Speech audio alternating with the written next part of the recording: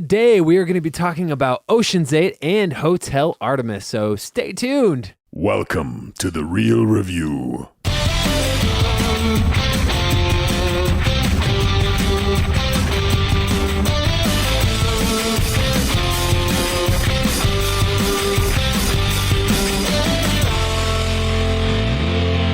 Welcome to The Real Review, sponsored by Parametric and Lazy Ape Studios, where you get some of the latest happenings, real thoughts, and perspectives in the world of film and television. Hi, everybody. My name is Matt Hay. But really, I'm going to start off by introducing my cohort here. His name is Joel. What if your nickname was the name of a brand of water bottle, like Aquafina, like Arrowhead? Joel Arrowhead Cunningham. That's fine. Okay. I didn't know if that was or part Fiji. of the nickname. It or is. It's kind of a lengthy, summary it's of like the a nickname. paragraph nickname. Joel Fiji Cunningham. Okay. Joel Dasani Cunningham. I liked Joel. What if your name was a water bottle? Joel Arrowhead ? Joel LaCroix Cunningham better. Cunningham. Okay, There that's you your go. LaCroix, by There the you way. go. You can enjoy. Yeah.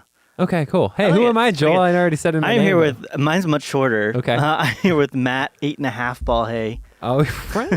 Yeah, 'cause I'm Not quite the full 9 ball. Not quite the full 9 ball. Not quite the 8 ball. You're kind of right in the middle. True story. I It don't is know true what story. that implies. But, It's all you know, good. one stripes, one solids. That's the big difference. Yeah, we're talking about Ocean's 8 stuff, guys. So Yeah. that's what's up. Yeah. But if you're here, if you're watching, if you're listening, welcome to the show. We are here to just talk about the films that we were talking about earlier, Ocean's 8 and Hotel Artemis, that came out this weekend. Yes. And we are going to talk about them in depth. But first, welcome to The Real Review, where we kind of break it down. Joel's a little bit more skeptical, a little bit more nitpicky when it comes to reviews. I tend into to the be more details. Yeah, analytical. More lengthy. I'm a little bit more like emotionally.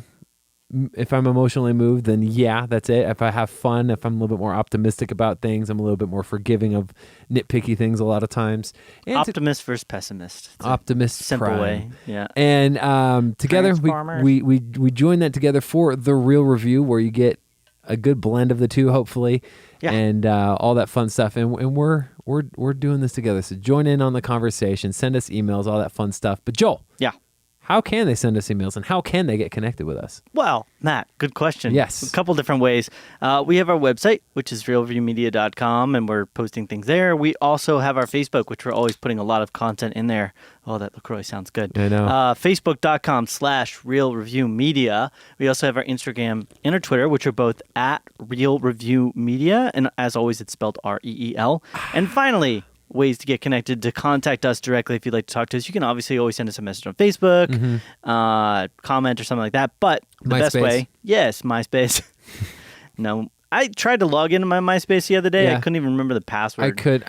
I wanted to try and make sure it was deleted, and I think it is. I think if it's like Okay. Gen 1 MySpace stuff, they got rid of it. 'Cause I was Gotcha. like, I can't get into I'm this. sure somebody's hacked it by now and using it as some advertisement Yeah, for that's sunglasses true. or something. Anyway, you can email us, realreviewmedia@gmail.com. We'd love to hear your thoughts and perspectives and know about your journey that you're on in learning about film and media and taking part in all the wonderful stuff we've got going on. Yeah, definitely. Yeah. And before we dive into Uh-oh. the Ocean's 8 review, I do Skadoosh. want to bring this up because this Friday, The Incredibles 2 comes out. Oh, yeah. And we haven't really been able to talk about it. So we signed NDAs back in Yeah. December. We actually saw the movie in December. We The did. Incredibles 2. Yeah, incredibly. We saw it. Incredibly, we saw it. Yeah. And so, but here's the thing. It was like half done, maybe a third done. Yeah. Right? So all the voice stuff and the story was all there, but not all the animation was completed. As far as we know, yeah, it was basically just the animation needed to be filled in. I don't know if they changed the story. That's the thing. We don't know if they changed the story yet. When we get a chance to review it again, I'm really excited to see what they changed because it's getting some really good hype right now. Yeah, in and some I didn't. reviews. I don't know about you. I didn't have quite as great an experience as I was hoping. I think The- Incredibles 1 is, it's a top tier movie for Pixar. The animation not being completed was jarring. It was jarring, I but think that took me out of the movie. I would also say there was elements even without all the animation being there, specifically, with Jack's story Right. and Mr. Incredible. I really enjoyed his side of the story. I'm not spoiling anything here because I don't even know what's in the film at this point, but I really enjoyed his part of the story. It was really the secondary part of the story, kind of the A plot or the B plot. I don't know what they're treating it like at this point, but the secondary story with Elastigirl that it just kind of was like, it was okay. Right. So I'm excited to see maybe they Yeah. made some tweaks, maybe they made some changes, maybe that animation really is all that needs to Yeah. be there to solidify it. So this is like our unofficial like pre-review of the movie of the this is like the rough draft review. Yeah, right. It's a rough draft So like review. if I were to rate it, I would have given it like B+. Like I enjoyed it. I liked it a lot. I didn't think it was amazing. I would have given it a flat B. Okay. Because I think B, well, maybe B plus close. Okay. Yeah, like 86, 87. So I think it'll be really interesting. I'm excited to see it in its full form, and it could be entirely different Yeah. experience. Could you be. know? It could Yeah. be. Anyways, so there is your unofficial review of The Incredibles 2. So stay tuned for our full actual review. Next week, most Next week, likely. yeah. Very But cool. anyways, you're welcome for that bonus content. So let's start off with Ocean's 8. They were okay. eagerly hoping for that. Yes, Give that us was a bonus surprise. content. Yeah. It's like Christmas morning.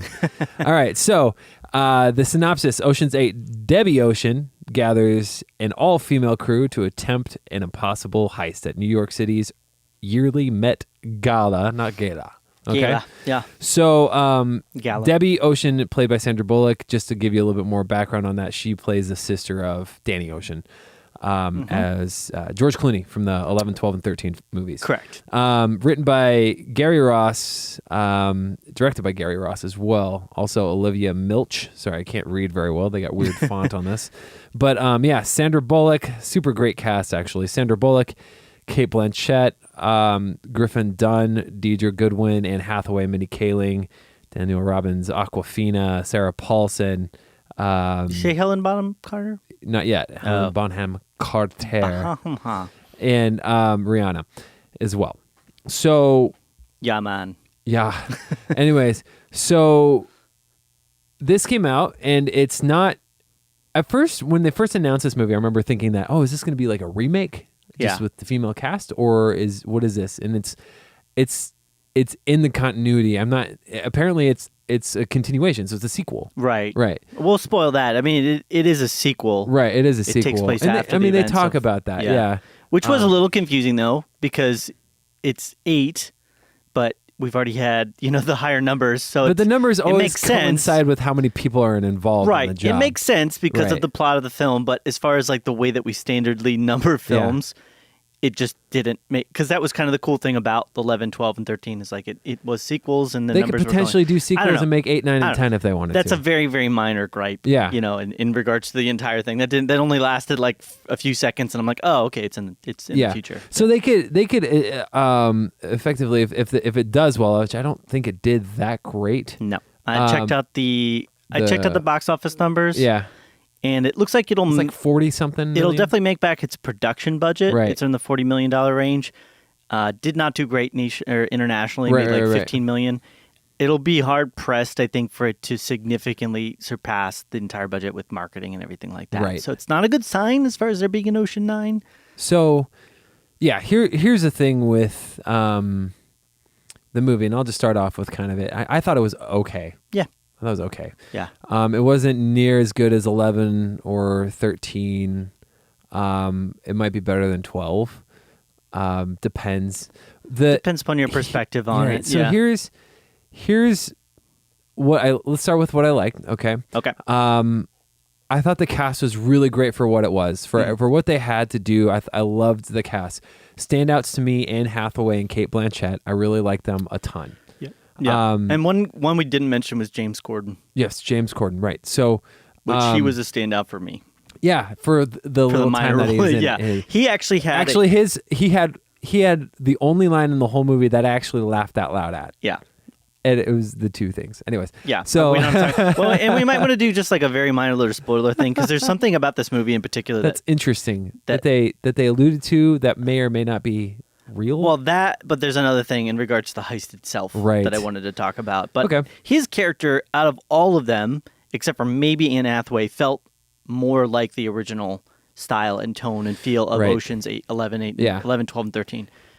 For some reason. I don't know why. But So, anyway, you go no, ahead. and that's totally fine. So that's outside of the acting, and other than just having an okay time, like I had fun with some of the moments. I enjoyed watching the heist stuff, and that was probably my most favorite stuff of the movie.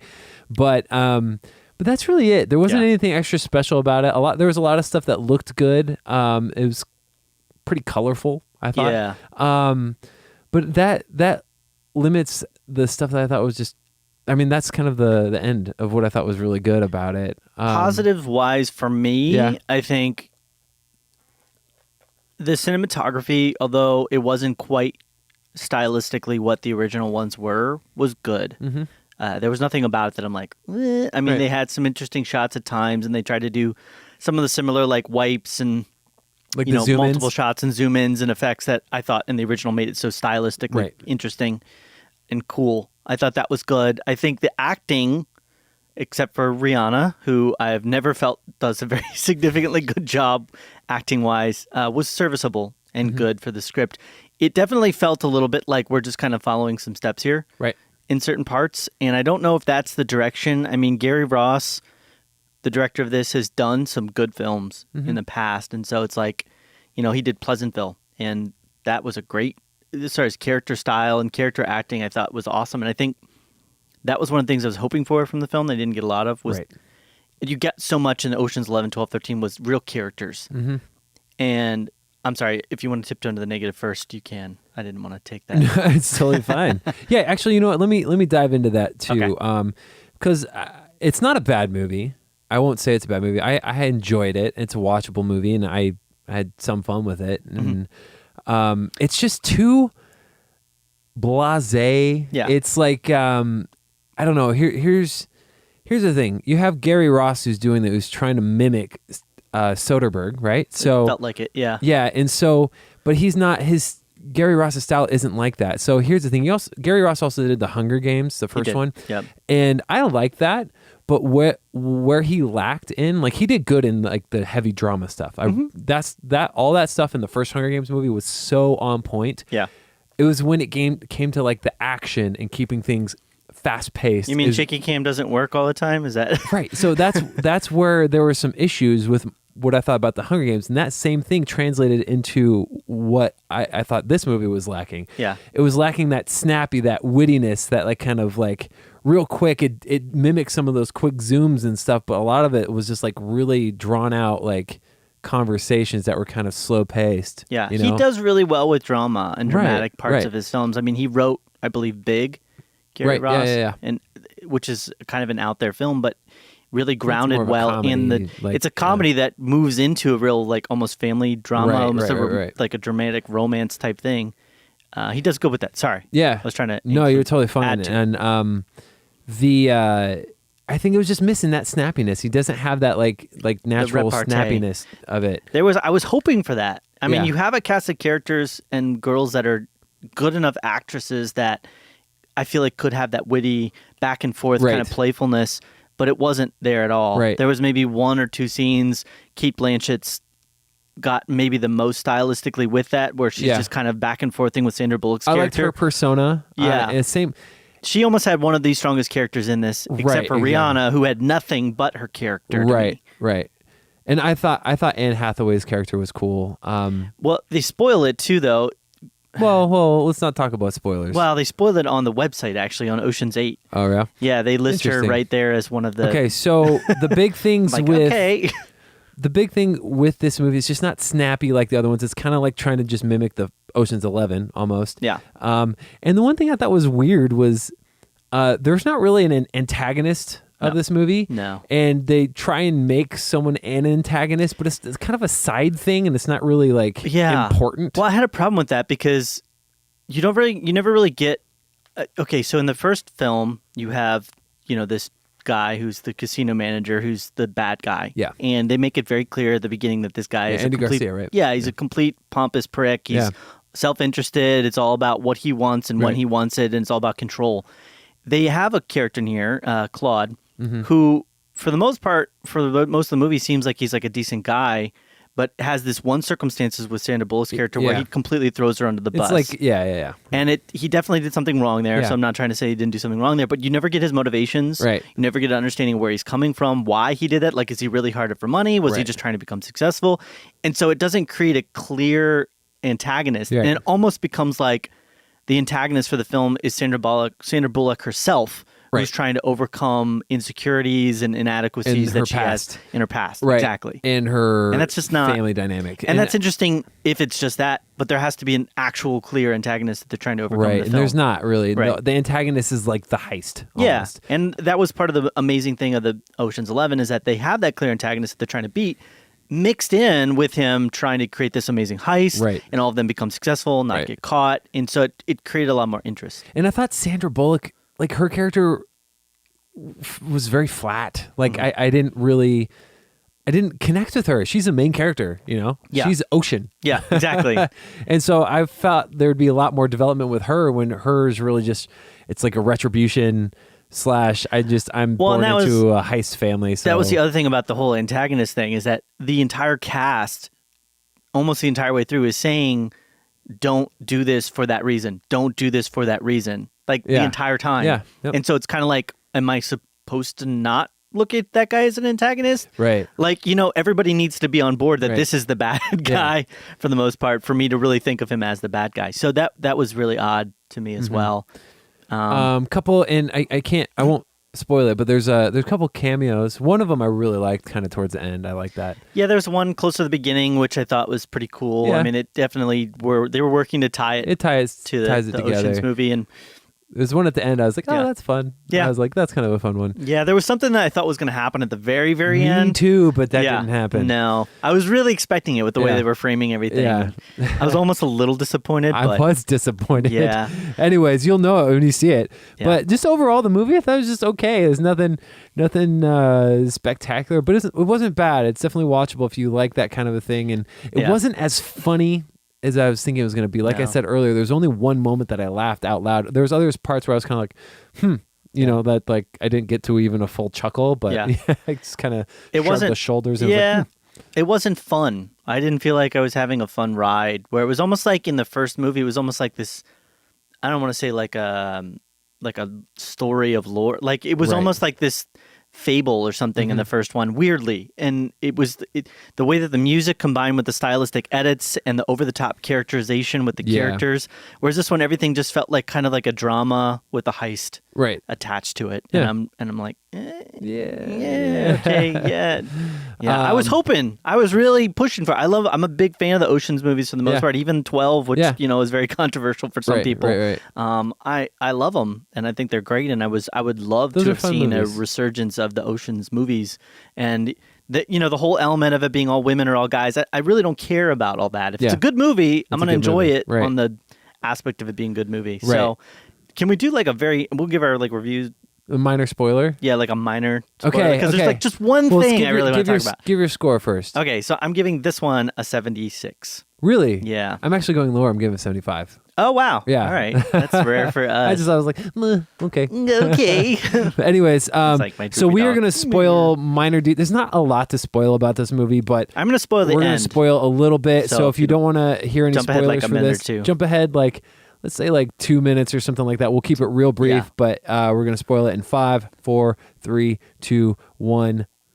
Okay. So the end, I was frustrated. We talked about this. I was really hoping that Danny Ocean. I thought he was going to walk up. I thought we were going to see his shadow because the way that they were framing it, you could see Stuff behind it. Yeah, you could see Debbie Ocean's like shadow on the wall, and I thought he was going to like walk up and just grab an olive or something. That's all they needed, and I would have been like, "Oh, cool, he's still alive." So it felt really mean to me to kill off his character, especially when you don't give any. I still think he's not dead. I don't think he's dead too, but like they never resolved that, right? And so it just feels very mean-spirited that like this beloved character, it's like Star Wars all over again.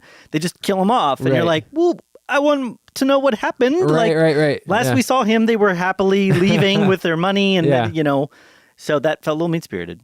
I want to hear your thought. There's one other thing, but yeah. No, I don't think he's dead, but I was fully anticipating, and they just kind of like ended it, and it was like, wait, what? Like, I was definitely bummed out, but that was really it. Gotcha. And then James Corden was like, and you got these two things, Yeah. like that was funny, but for me, that was about it. I got you. So this is the other thing. This is where the whole movie kind of fell apart for me. There is no way that this heist, at least the first part of the heist with the necklace, would have worked. The magnet, right? Yes. Well, yeah, because they had the 3D model of it. But they didn't know that the latch before the 3D model was made. Well, not only that, so yeah, they would have had to rebuild the necklace with the magnet latch, system in it, Yeah. which doesn't make sense at all. But additionally, so the way that they structured the heist was that they get Anne Hathaway's character Daphne to vomit. Basically, she runs into the bathroom, Right. and they pretend like what happened was she was running, and the necklace fell off and somehow landed in a lake. Right. Truthfully, The fountain or whatever. Truthfully, you have Sarah Paulson's character Tammy, who has the false necklace, like on an ankle or like a whatever thing on her thigh. Yeah. And she lifts up her dress and she drops it in there and then she pulls it out. Think about this. The first thing that I would do if I'm James Corden or I'm investigating, I would figure out where specifically or how specifically that necklace falls off. Right. They have footage of her running towards the bathroom with the necklace still on. Right. They would have seen that the necklace did not fall off into the fountain. Right. That would have been like first step. Yeah. And so then immediately you go, okay, well then who found the false necklace? Yep. They would have gone to Tammy. So the whole thing falls apart right there. Nuances, and yeah, there was a couple of things, and just a magnet thing too. They did not know that was a thing when they 3D scanned I thought that was really ridiculous, and I'm like, you mean you know all about this necklace, but you don't know about this like locket thing on the back, and it just felt like an oversight, and it never felt like to me like the interesting thing, and then we can finish and move on. The interesting thing about the Ocean's 11 movies is that the heist seems so outrageous and unrealistic. Like, how do you rob a casino vault in this way? They're just stealing a necklace. Yeah. And I'm not saying that it's not like an amazing necklace or anything, but it's a necklace. Yeah. And I think the added twist at the end of the movie of it being like more than just that necklace, that added to it. Yeah. But the heist in and of itself didn't really seem all that significant. Yeah. I mean, you literally could have just done some sort of like, armed thing at some point and robbed the car, which I know they're not about that in the Ocean's movie, but it's kind of like, I don't know. Anyways. Yeah. That's the spoilers. That's the spoilers part. I don't feel like they would have realistically have been able to pull off this heist and gotten away with it the way that they did. So it kind of throws apart the whole entire end. No, I got you. In a way. Yeah, no, I agree. There are definitely some holes there. Yeah. Yeah, so if you guys saw Ocean's 8, let us know what you thought about it. You catch anything that maybe we missed or anything like that, let us know. Email us, reach out to us on social media. We do have one other movie that you got a chance to see that I didn't get a chance to see that I really wanted to see because of the concept I really thought was cool, and that is Hotel Artemis. So we have just a few minutes here, I guess. I can talk about it real briefly. Yeah. Briefly. Blah, blah. Synopsis for it. Set in a riot-torn near-future Los Angeles, Hotel Artemis follows the nurse who runs a secret members-only emergency room for criminals. It stars Jodie Foster as the nurse, Sterling K. Brown as Waikiki, Sophia Boutella as Nishi. I never really got, is it nice, Nishi? Niche? I don't know. You had Jeff Goldblum as the Wolf King, who's not in it nearly enough. He could have been in much more. Niagara. Brian Henry as Honolulu. Jenny Slate as Morgan. Zachary Quinto, who I haven't seen a lot for a while, who plays the son of the Wolf King. Charlie Day as Acapulco, who was pretty good in it, and Dave Bautista Everest. Mm-hmm. So the movie that I expected to go see was a movie about, based on the synopsis, is they're all stuck in a hotel and everything just kind of falls apart. And they're all fighting and battling, and it's one-upsmanship, and they're all hired killers, and that was what I was expecting to see, and kind of a fun romp and ride. Yeah. What it ended up being was more of a family overcoming drama with action elements. Really? Yeah. Huh. And it really didn't translate all that well. I mean, there was some cool action moments that kind of took place in the film. Yeah. Stylistically, it had a fun style, and I think that's where it slightly elevated itself. I think the main problem is that it felt like it was, with the futurism and everything like that, it felt like it should have gone a little further and become a bit more unrealistic. Okay. Like, it should have been almost like, I don't know if this could take place within our world, but it felt like they were trying to make it in the future, but also ground it. Oh, okay. Does that make sense? Yeah. So it's like everything is very like, there's future technology, but everything is very structured and grounded. And so because of that structuredness to the script and the world, you start questioning, like, well, is that realistic, or is that realistic, or is that? Yeah. And there's so many times where it's like, that's not realistic. That I don't understand that. Like Right. a guy will just show up somewhere, or like, well, why didn't you try finding another entrance or exit, or there's Right. like 5 or 6 are like, you're a gang that supposedly runs all of New York, and you're telling me that you don't have any extra weapons, or that you're just got things like that. Yeah. Okay. That just kind of fall apart after a certain point. So you know? the idea of Hotel Artemis reminds me of like the Continental a little bit. Yeah. Kind of. In John Wick. It's just like a safe haven where, you can go and be without being bothered. Yeah, except this is a this is the part of it as well that I didn't get. It was a very, very tiny hotel. Was it? Yeah, it only held, I think, 4 or 5 people at a time. Really? Yeah. Oh, that's weird. And it wasn't just like a hotel that they could go and just stay at. It was more so a doctor's, More a hospital-like. yeah, like a hospital place Yeah. with beds. So you could Okay. go there and just stay there, but most of the people that go there end up being injured through something, and then Right. they come Okay. in. And so it was an interesting concept, and I was kind of like hoping for more, Yeah. because you don't see a lot of these types of films Sure. that pop up and just have nothing else tied to them. I mean, we're just talking about Ocean's 8, which is a complete sequel. Mm-hmm. So there were some elements that worked. I think action-wise, it was decent, Okay. although a little bit like you kind of knew where everything was going. Like Sure. that person's going to die, and that's going to happen there. It was very like flagged. There was some silly stuff with like Jenny Slade's character that she comes in at one point and she's there, but it's almost more just like to move the plot along. But they try to make her into this really significant character that doesn't pan out Weird. in anything. Okay. I did really like Dave Bautista's character. Everest. Yeah, Everest. He plays an orderly It's within kind the of like thing. Everest. Yeah, and he was funny. He probably had the most interesting kind of funny like lines. Drax funny? Yeah, kind of. Really? Yeah. I mean, kind of. It felt like he could have been if the surrounding cast Okay. had supported that more. Sure. I mean, he talks about like, I'm an orderly and I am here to help people, as he'd like just punch somebody in yeah. the face. You know what I mean? So I I'm felt, invisible. yeah. If I move incredibly slowly, you cannot see me. Darn it. Yeah, no, I think he could have gone there. It needed that's really part of what it needed. It needed some levity. Yeah. And it needed Okay. some tongue-in-cheek kind of silly fun. Why is And Gamora? it never did that. It went really hard and heavy. Why is Gamora? Went really hot and heavy into trying to be very serious. Yeah. And you have a guy like Dave Bautista who can be silly. You have Charlie Day who can be ridiculous and crazy and over the top and funny. You have Jenny Slate who can also be crazy, Right, ridiculous, right, and funny. You have Jeff Goldblum who can be ridiculous and funny and over the top. And they put everybody,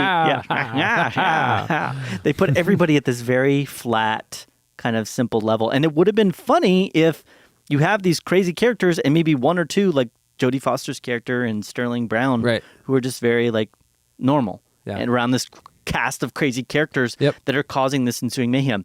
The actual battle, I'm going to spoil this, sorry. The actual battle within Hotel Artemis lasts all of, I would say, 15 minutes. 10 Really? to 15 minutes, yeah. The rest of it is just build up, build up, build up, build up. And then Interesting. eventually you get to the breaking point, and the breaking point is not that interesting.